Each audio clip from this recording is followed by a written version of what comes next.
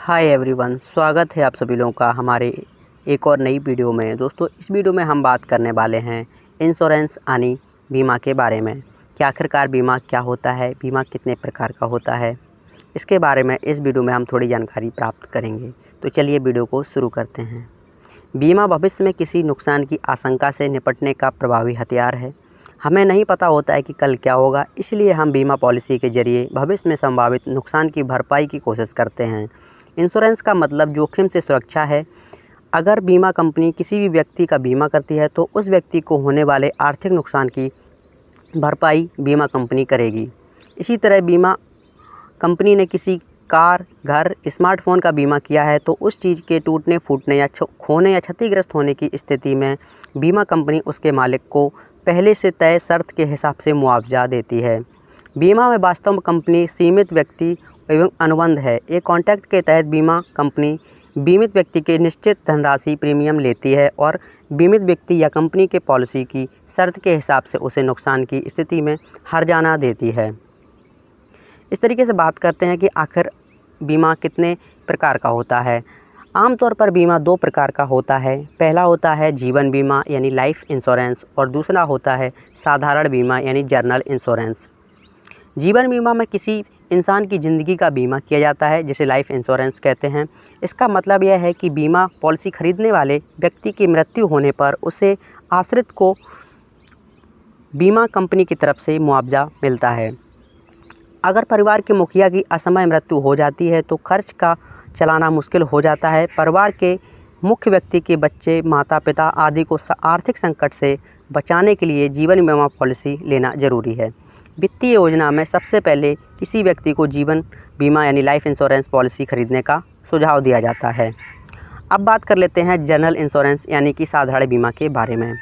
साधारण बीमा में वाहन, घर, पशु, फसल, स्वास्थ्य बीमा आदि शामिल होते हैं। पहले बात कर लेते हैं घर का बीमा।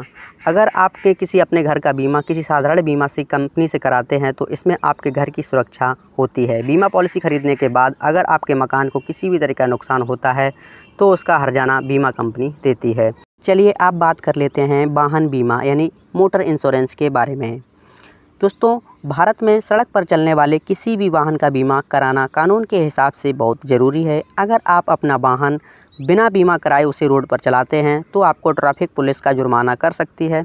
मोटर वाहन या बीमा पॉलिसी के हिसाब से वाहन को हुए किसी भी प्रकार के नुकसान से कंपनी मुआवजा देती है। अगर आपका वाहन चोरी हो गया है या उसे कोई दुर्घटना हो गई है तो वह बीमा पॉलिसी आपकी मदद कर सकती है। अब बात कर लेते हैं स्वास्थ्य बीमा यानी हेल्थ इंश्योरेंस के बारे में। आजकल इलाज का खर्चा इतना तेज़ी से बढ़ रहा है कि स्वास्थ्य बीमा लेने पर बीमारी होने पर बीमा कंपनी इलाज का खर्च कवर करती है। स्वास्थ्य बीमा के तहत इंश्योरेंस कंपनी किसी भी तरह की बीमारी होने पर इलाज का खर्च होने से रकम देती है। आपकी बीमारी होने पर किसी भी खर्च की सीमा आपके स्वास्थ्य पॉलिसी पर निर्भर करती है। अब बात कर लेते हैं यात्रा बीमा यानी ट्रैवल इंश्योरेंस। यात्रा बीमा किसी यात्रा के दौरान होने वाले नुकसान से बचाती है। अगर कोई व्यक्ति किसी काम से या फिर घूमने के लिए कहीं विदेश जाता है या फिर किसी भी प्रकार का अगर यात्रा करता है और उसे चोट लग जाती है या नुकसान हो जाता है या सामान गुम हो जाता है तो बीमा कंपनी उसे मुआवजा देती है। ये होता है ट्रैवल इंश्योरेंस। अब बात कर लेते हैं फसल बीमा यानी क्रॉप इंश्योरेंस। मौजूदा नियमों के हिसाब से कृषि लोन लेने वाले हर किसान को फसल बीमा देना ज़रूरी है। फसल बीमा किसी के तहत किसी भी तरह के नुकसान होने पर बीमा कंपनी उसको मुआवजा देती है। फसल बीमा के तहत आग लगने, बाढ़ या किसी वजह से बीमारी की वजह से फसल खराब होने पर बीमा कंपनी उसको कवर करती है। ये होता है।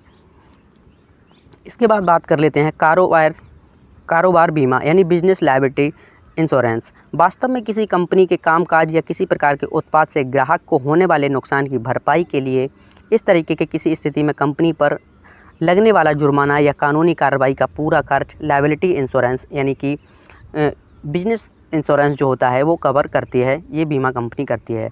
तो ये थी कुछ इन्फॉर्मेशन इंश्योरेंस के बारे में। दोस्तों, वीडियो आपको कैसा लगा हमें कमेंट बॉक्स में ज़रूर बताएं और अगर आप हमारे यूट्यूब चैनल पर पहली बार आए हैं और ये वीडियो देख रहे हैं तो कृपया सब्सक्राइब कर लें ऐसे ही नॉलेजेबल वीडियो के लिए। धन्यवाद दोस्तों, मिलते हैं आपको किसी नेक्स्ट वीडियो।